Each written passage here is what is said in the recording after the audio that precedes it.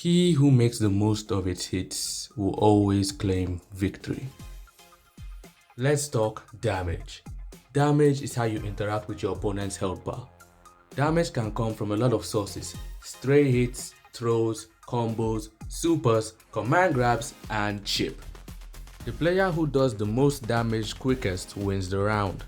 So I think it's pretty important for you to deal damage and deal it fast. I want to look at every way you can deal damage to your opponent in Street Fighter 6.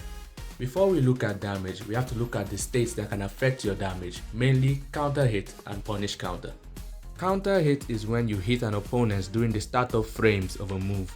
This will apply an extra 200 damage and 2 more frames of frame advantage, giving you access to better combos and slightly more damage. Punish counters occur when you hit your opponent during the recovery frames of an attack. This allows you to deal massive damage to your opponent's health bar, with the right resources of course.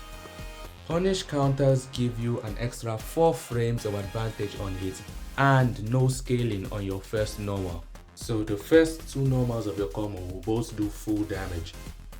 With those 2 out of the way, let's get started with our first and most consistent way of dealing damage: combos. A combo is a sequence of strikes which your opponent can't break out of. They can do varying amount of damage based on what level of attack you started the combo with and how much meter you're willing to spend. A combo with a light starter will do less damage than a combo with a heavy starter. Most combos are pretty easy to do, all you gotta do is learn the timing, but some of them are a bit harder for you to master, like Ed's dream combos or Guile's boom loops. Your ability to turn stray hits into combos is going to make or break your entire career while playing Street Fighter. But what if you don't want to do combos? Well, you can join the dark side. Command grabs are the best way to consistently do big damage in Street Fighter 6. Most of them have absolutely absurd range, while also going through blocks. But you can easily jump a command grab and get a punish for yourself. Here's the mind game: what if they don't go for command grab? Then you're eating a combo. Grappler players live off fear of their opponents, so you better lock in anytime you run into one, or they're gonna steamroll you. A good grappler player knows when to go for command grab and when to go for strike. Continuously mixing up your options will ensure your opponent has no idea what you're thinking next. So far, we've only spoken about things you can do when you're on the front foot, but what can you do when you're not on offense? Reversals, everybody's favorite move. A reversal is a move that puts an end to your opponent's offense.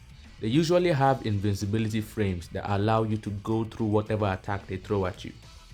Most characters have their invincible reversal as their level 1 super. Other invincible reversals include Overdrive DP for those who have it, level 2s and level 3s. It's considered very ballsy to wake up with any of these options, but if they land, you feel great because you've gone from a disadvantage to neutral. But if they don't land, you are eating the biggest combo you've ever seen in your life, getting put in a 5-second unskippable cutscene. Players with less health are more likely to throw out invincible reversals on wake up, and everybody knows this, including the person you're playing against. So try to be sneaky with this. Last on the list is throws. Throws are moves that beat your opponent blocking. They don't do that much damage compared to combos and reversals, but they have their own uses. The damage done by a throw may seem small at first, but it's more than enough to close out a round when your opponent is on low health. If you're consistently landing throws, that gives you the opportunity to shimmy. A shimmy refers to you trying to bait your opponent's throw by walking in and out of their throw range. If you do this successfully, they'll be left open for a strike and punish counter. When that happens, you're free to go wild. And that is every way you can deal damage to your opponent in Street Fighter 6. The important thing for you to remember is for you to keep varying all your options. Don't go for one too much or you become predictable. Alright, see you in the next one.